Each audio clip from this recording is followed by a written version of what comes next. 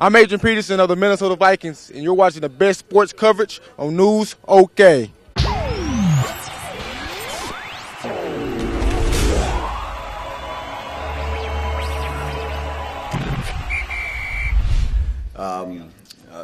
It was good to really respond in the second half. I thought the best part of the night was just seeing our offense come together and in back-to-back series, just put together a couple of long drives and put the ball in the end zone. During those drives, it's pretty special when your redshirt freshman quarterback goes 14 for 14, and when you have to have them and being a big part of those drives. It's really pretty special. I think just overall was a good, solid game. But that part of our offense, or just our offense responding that way in the last couple of weeks, same thing. We came out in the second half the week before against Kansas and put together a couple of good long drives to put the ball in the end zone as well. So that gives you a lot of encouragement moving forward that our guys are making good progress. Some guys are maturing, being more consistent, making plays, and coming together a little bit more just overall. Offensively, no turnovers, very positive once again. So it was a good game that way.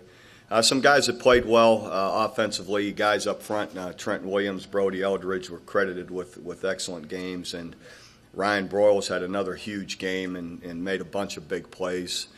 DeJuan Miller was really exciting. He was also one of the players of the game to step up and play well.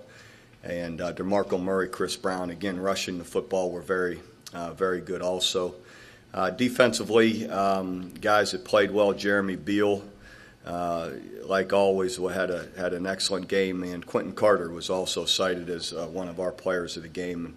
Really run support, had a bunch of good tackles, interception there at the end. And so overall, it was a good, solid day, and we're on to and up to Lincoln to Nebraska here this week. A team that, if you look at them defensively, they're Coach Pelini and Carl and their defensive staff. You look at them; they're up at the top of the league in virtually every single defensive category, playing really good and solid defensively. And then offensively, they're doing a really good job rushing the football.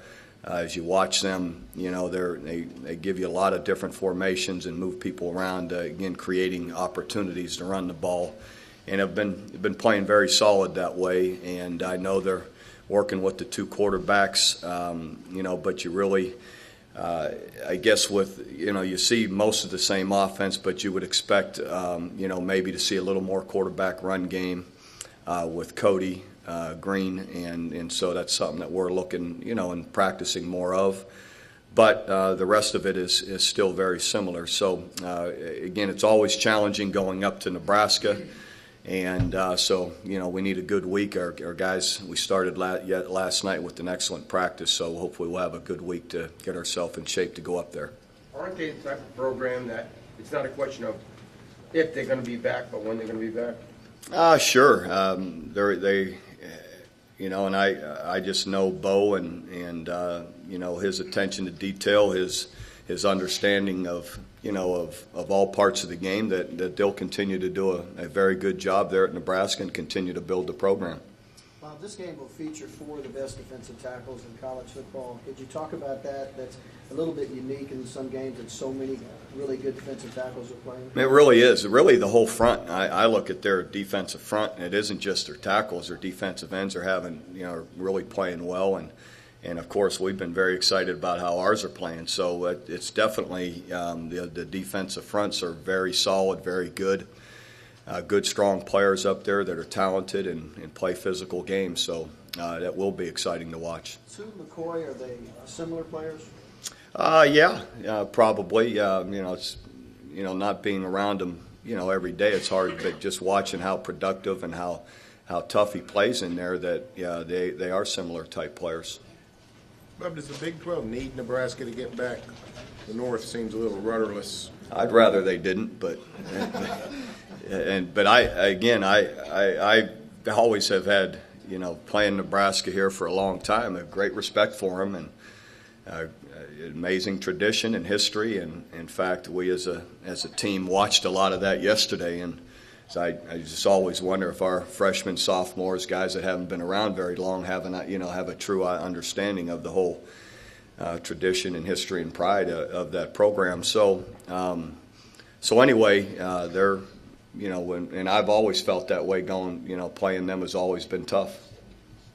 You enjoy they got this reputation of class and treating visitors well. It's really unlike most places you go. Is that something you would say is accurate? Oh, it's very accurate. Have you enjoyed that? Sure, their fans are there's not a lot of fans that applaud you, and I can remember sometimes getting beat up there, in particular a few instances when I was at Kansas State and getting applauded leaving. I didn't take it very well then, but then the more you play up there, you understand that they appreciate good football, and some of those were some tough games, and then even I guess it was just in 2005 when we won. There was some people there as you leave the field that were applauding you. That they just really appreciate good football, and they're very courteous in how they express it. How's that been able to survive? Because they've been doing it a long time. There's a lot of places they don't do that. Why do they still been able to survive? I'm not there enough to know. You'd have to ask them why. That's their culture, and that's how they do things, and it's pretty neat. There seems to be a lot of attention this week, particularly on the offensive line, because of the challenge of Nebraska's front four, front seven. Started the same line now 2 weeks in a row. Is that a step, I guess, in the right direction that you guys are ready for this challenge, or are getting ready for this challenge? I would say who starts doesn't much matter. It's just how we've played the last couple of weeks. There's been more consistency, so hopefully, yes, there's more consistency, a little better play overall, and there'll need to be against a very good defensive front. So in the end, so hopefully I feel like we're making strides, but you got to do it each week. Bob, is Ryan Broyles, as far as style and what he does, compared to Mark Clayton? Sure, he is. Me too. I'm not much on comparing guys, but he has similar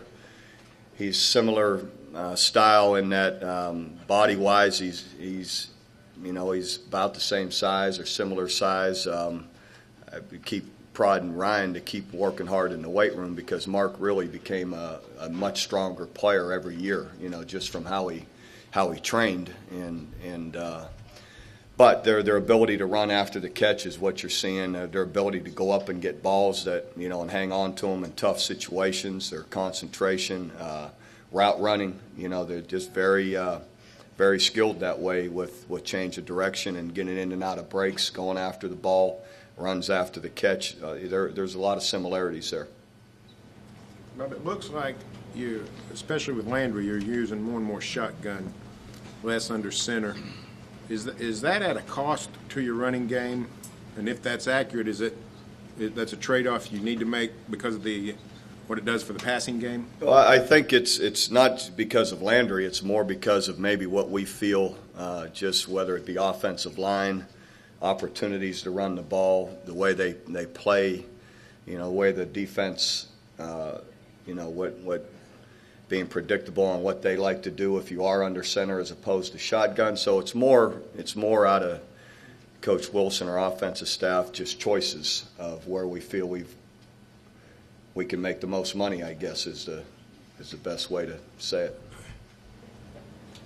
Bob, you look at your offense. I was looking at NCAA stats. You guys are ranked 30th in the country, ahead of Texas and Oklahoma State. And there's been so much talk about what's gone wrong with the offense. Is that a little surprising to you? Not really, just because we've lost, a few games, whether it be by 1 point or 30. In the end, if you lose by a point, there's a problem.